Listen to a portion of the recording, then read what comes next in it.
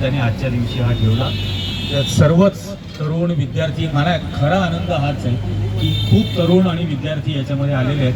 कारण हे तुमचं नाशिक आहे, हे गाव तुमचं आहे, हे शहर तुमचं आहे, हा परिसर तुमचा आहे, येणारं भविष्य तुमचं आहे. त्यामुळे तुम्ही यासाठी अवेअर होणं, जागरूक येणं आणि त्यासाठी आग्रह धरणं ही खूप महत्त्वाची गोष्ट आहे आणि हे तुम्ही करताय याचा खरोखर मनापासून खूप आनंद आहे. हेच एक्झॅक्टली व्हायला हवं होतं.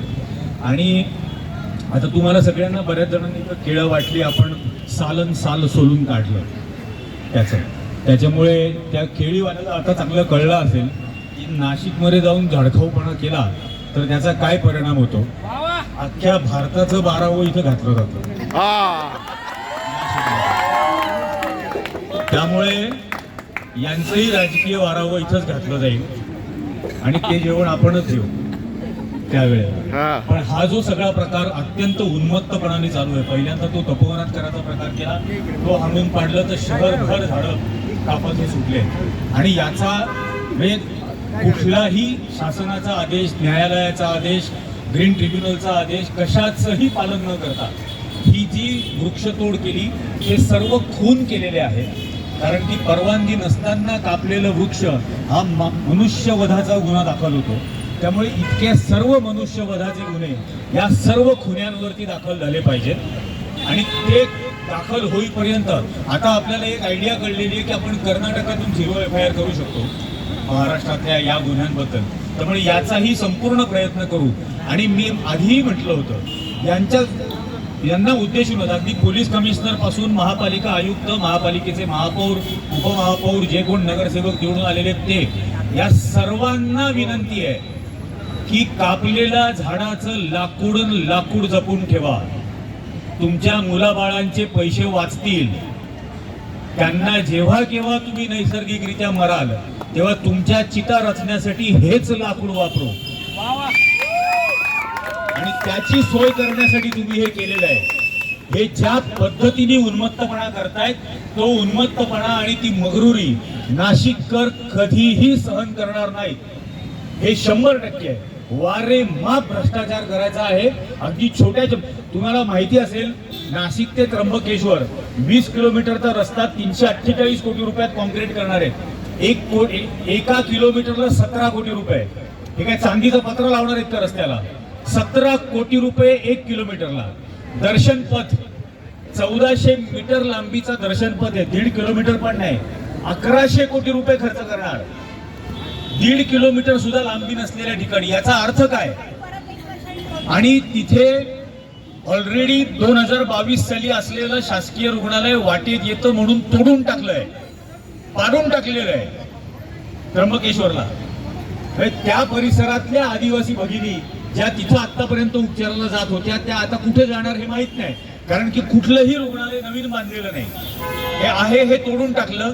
8000 जणांना बसता येईल असं एअर कंडिशन वेटिंग रूम करणार आहे. म्हणजे 8 कालिदास कला मंदिर. माझं साधं म्हणणं आहे, कुंभमेळा सुरू होणारे 31 ऑक्टोबरला. नोव्हेंबर महिन्यात परवणी आहे. नोव्हेंबर महिन्यात अदरवाईज सुद्धा 2 स्वेटर घालून त्र्यंबकेश्वरला जावं लागतं. तिथं तुम्ही एअर कंडिशन वेटिंग रूम बनवणार आणि नंतर त्याचा 12 वर्ष काय उपयोग? काही उपयोग नाही. आपल्या नाशिककरांचे हक्काचे पैसे असे वारेमाप उधळले जाणार आहेत. 600 कोटी रुपयाचं कर्ज काढलंय या महानगरपालिकावाल्यांनी 12% व्याजाने. कुंभमेळ्याच्या वेळेला नाशिक शहर बंद केलं जातं, कर्फ्यू असतो. नागरिकांनी घराबाहेर पडायचं नाही, ऑफिसमध्ये जायचं नाही, दुकानं उघडायची नाही, हॉटेल उघडायचं नाही. म्हणजे माझ्या शहराच्या अर्थव्यवस्थेत एक छदाम पण भर पडणार नाही. 600 कोटीचं कर्ज मात्र आपण फेडायचं. आणि कर्ज कशासाठी घेणार? हे असल्या गोष्टींसाठी. काहीही कारण नसताना नाशिक खणून ठेवलंय सगळीकडे. आणि आता त्याच्यामध्ये ही जी सगळी कॉन्क्रीटची लॉबी आहे, ठेकेदारांची लॉबी आहे, ही राजकारण्यांची जी लॉबी आहे, याला सोयीचं व्हावं म्हणून झाडं तोडायची.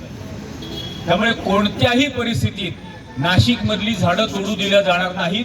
याच्याबद्दलचा मनुष्यवधाचे गुन्हे या सर्वांवर महानगरपालिका आयुक्तांपासून महापौरांपासून ते जे फालतूपणा काहीतरी बडबड करून सांगतात, डाव्यांनी असं केलं, डाव्यांनी असं केलंय.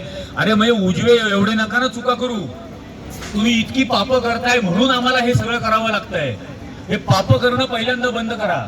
नाशिकला ज्या बेसिक गरजा असणार आहेत कुंभमेळ्यामध्ये, म्हणजे 6 कोटी लोक येतील असं हे सांगतायत.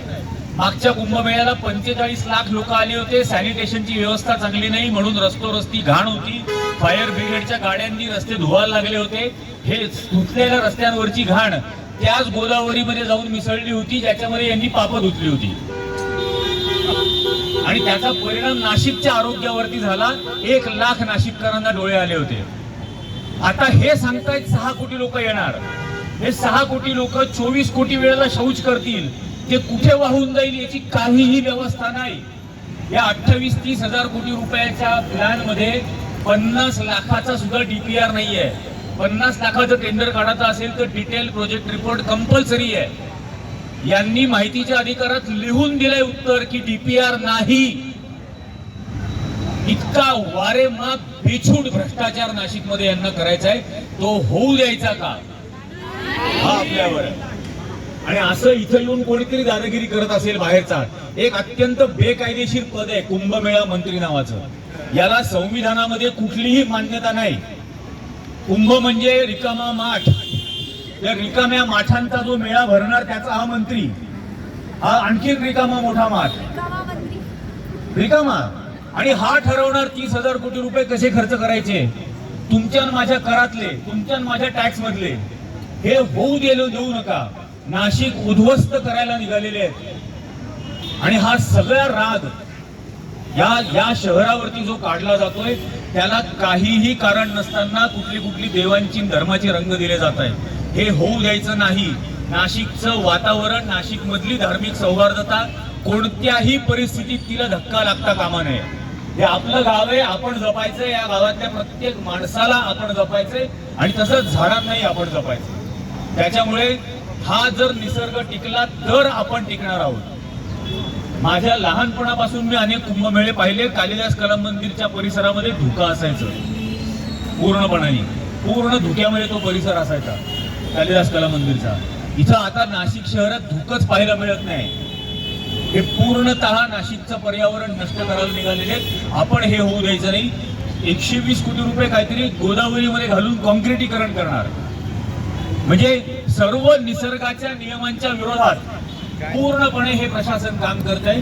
आणि यांना माणसांची किंमत नाही, झाडांची किंमत नाही. हे आता डुकरं सांभाळा म्हणून सांगतात. याच्यावरून आपण ओळखून घेतलं पाहिजे की शासनाची कॅबिनेट मीटिंग होते कशासाठी, तर डुकरं सांभाळायची म्हणून. अरे माणसं जपा. या शहरातली, या राज्यातली झाडं जपा, या राज्यातले शेतकरी जपा. हे काय करणं सुरू केलेलं आहे. आणि म्हणून आपण जागं राहणं सतत. लोकशाही टिकायची असेल तर नागरिक किती सजग आहेत आणि किती सतर्क आहेत यावरती त्या लोकशाहीचं आयुष्य आहे. आणि म्हणून आपण सर्वजण हे करू. तलासारखे अनेक तरुण या निमित्ताने पुढे येत आहेत. हेच यापुढे नाशिकचं नेतृत्व करतील. तुम्ही सगळ्या जणांनी ते करावं. यासाठी म्हणून जे काही लागणार असेल सहकार्य, ते सहकार्य करायला, त्यासाठी लागणार असेल ती किंमत मोजायला आम्ही तयार आहोत. आमची पिढी तयार आहे. पण याचा लाभ तुमच्या पिढीला मिळालाच पाहिजे. अशीच एकजूट कायम ठेवा.